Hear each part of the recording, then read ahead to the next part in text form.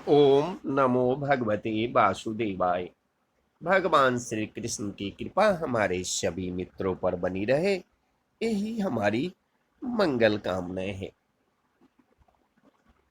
तो आइए एक कथा आपको सुनाते हैं, वृंदावन के रज का चमत्कार।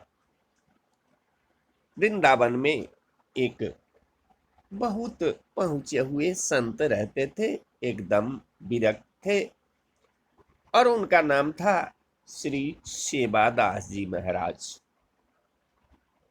सेवादास महाराज जी ने अपने जीवन में किसी भी वस्तु का संग्रह नहीं किया। बस उनके साथ एक लंगोटी, कमंडल माला और शालिग्राम, इतना ही उनके पास रखता था, इतना ही साथ रखते थे। एक उन्होंने छोटी कुटिया बना के रखी थी, जिसमें एक बड़ा सा संदूक रखा हुआ था।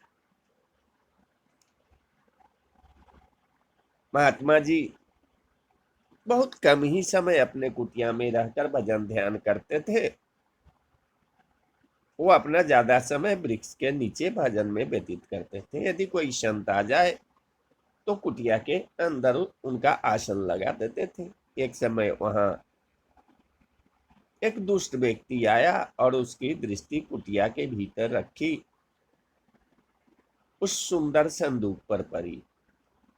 उसने सोचा कि अवश्य महात्मा जी को कोई खजाना प्राप्त हुआ है, जिसको इन्होंने संदूक में छुपा रखा है। महात्मा को धन का क्या काम, मौका पाते ही मैं इसे चुरा लूंगा। एक दिन बाबा जी कुटिया के पीछे भजन कर रहे थे। अवसर पाकर उस चोर ने कुटिया के भीतर प्रवेश किया और संदूक को तोड़कर खोला। उस संदूक के भीतर एक और छोटी संदूक रखी थी। चोर ने उस संदूक को भी खोला, तब देखा कि उसके भीतर एक और छोटी संदूक रखी है। ऐसा करते करते उसे कई संदूक प्राप्त हुए। अंत में एक छोटी सी संदूक प्राप्त हुई। उसने वह संदूक खोली और देखकर बहुत ज्यादा दुखी हो गया। उसमें केवल मिट्टी रखी थी। बहुत दुख के साथ वह चोर जो था वो कुटिया के बाहर निकल ही रहा था कि उसी समय महाराज जी सेवादास वहां पधार गए। श्री सेवादास जी ने चोर से कहा कि तुम इतने दुखी क्यों हो। चोर ने कहा, इतनी सुंदर संदूक में कोई क्या मिट्टी भर कर रखता है, बड़े अजीब महात्मा हो तुम। श्री सेवादास बोले, अत्यंतर श्रेष्ठ मूल्यवान वस्तु को संदूक में ही रखना तो उचित है।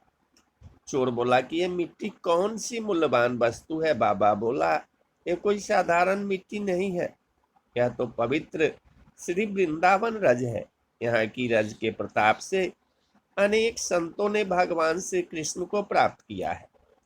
यह रज प्राप्त करने के लिए देवता भी ललचाते रहते हैं। यहाँ की रज को श्री कृष्ण के चरण कमलों का स्पर्श प्राप्त है। श्री कृष्ण ने इस रज को अपने श्रीमुख में रखा है। चोर की बाबा की बात कुछ अधिक समझ नहीं आई और वह कुटिया से बाहर जाने लगा।